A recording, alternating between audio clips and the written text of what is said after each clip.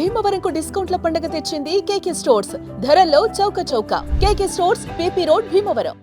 ఉగ్రఘటన తర్వాత భారత్ పాకిస్తాన్ల మధ్య యుద్ధమేఘాలు కమ్ముకున్నటువంటి నేపథ్యంలో పాకిస్తాన్కు అమెరికా షాక్ ఇచ్చింది. పహల్గామ్ ఉగ్రదాడిని తీవ్రంగా ఖండించాలని అమెరికా పాకిస్తాన్కు స్పష్టమైనటువంటి ఆదేశాలు జారీ చేసింది. ఉగ్రవాదాన్ని ప్రోత్సహించొద్దని అగ్రరాజ్యం పాక్ను హెచ్చరించింది. ఈ మేరకు పాకిస్తాన్ ప్రధాని మంత్రితో అమెరికా విదేశాంగ మంత్రి మార్కో రూబియో టెలికాన్ఫరెన్స్ ద్వారా మాట్లాడారు. సరిహద్దులలో ఉద్రిక్తతలను తగ్గించాలని అన్నారు. మరొక వైపు అమెరికా విదేశాంగ మంత్రి మార్కో రూబియో అంతకుముందు భారత విదేశాంగ శాఖ మంత్రి ఎస్ జైశంకర్తోనూ కూడా మాట్లాడారు. పహల్గామ్ ఉగ్రదాడి జరిగిన తీరును రూబియోకు ఆయన వివరించారు. ఈ మేరకు ఈ ఘటనను ఖండిస్తూ దీని వెనకాల ఉన్న వారిని న్యాయస్థానం ముందు నిలబెడతామన్నారు. అనంతరం ట్వీట్ ద్వారా తెలియజేశారు జైశంకర్. అమెరికా విదేశాంగ మంత్రి మార్కో రూబియోతో మాట్లాడినట్టుగా చెప్పారు. మరొక వైపు ఈ ఘటనను మార్కో రూబియో తీవ్రంగా ఖండించారు. ఇది ఘోరమైన ఘటనగా అభివర్ణించారు. మృతులకు నివాళులు అర్పిస్తున్నట్లుగా పేర్కొన్నారు.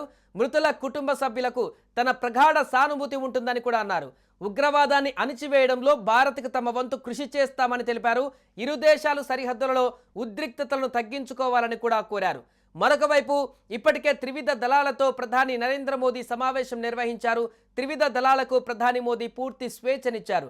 టైం, డేట్ మీరే ఫిక్స్ చేయాలని కూడా ఆదేశాలు ఇచ్చారు. పాకిస్తాన్కు ఎలాంటి జవాబు ఇవ్వాలో సైన్యమే నిర్ణయిస్తుందని ప్రధాని మోదీ అన్నారు. ఉగ్రవాదాన్ని అణిచివేయాలన్నదే తమ ధ్యేయమని అన్నారు. ఈ సమావేశం దాదాపు గంటన్నర పాటు సాగింది.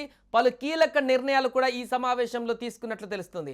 ఈ సమావేశం అనంతరం ఆర్ఎస్ఎస్ చీఫ్ మోహన్ భాగవత్తోనూ ప్రధాని మోదీ కీలక సమావేశం నిర్వహించారు. పహల్గామ్ ఉగ్రదాడి అనంతరం నెలకొన్న పరిణామాలపైన ఇరువురు చర్చించుకున్నారు. ఉగ్రవాద అంతానికి తమ సంపూర్ణ సహకారం అందిస్తామని మోహన్ భాగవత్ ప్రధాని మోదీకి హామీ ఇచ్చినట్టుగా తెలుస్తుంది. మరోవైపు పహల్గామ్ ఉగ్రదాడి ఎన్ఐఏ దర్యాప్తు ముమ్మరం చేసింది. తాజాగా లభించినటువంటి 2 కీలక వీడియోలను ఆధారంగా ఉగ్రదాడిని ఎన్ఐఏ విశ్లేషిస్తుంది.